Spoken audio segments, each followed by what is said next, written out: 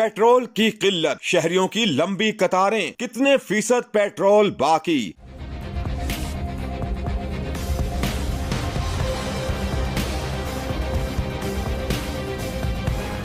पंजाब के मुख्तलिफ शहरों में पेट्रोलियम मसनूआत की किल्लत हो गई है। रहीम यार खान में पेट्रोल पंप्स पर पेट्रोलियम मसनूआत की सप्लाई बंद हो गई है। गुजरांवाला में 80% पेट्रोल पंप्स पर पेट्रोल नहीं मिल रहा और सिर्फ 20% पेट्रोल पंप्स पर पेट्रोलियम मसनूआत दस्तयाब हैं। बहावलपुर में भी पेट्रोल मिलना मुश्किल हो गया है। चंद पेट्रोल पंप्स खुले हैं और इन पर गाड़ियों की लंबी कतारें लग गई हैं।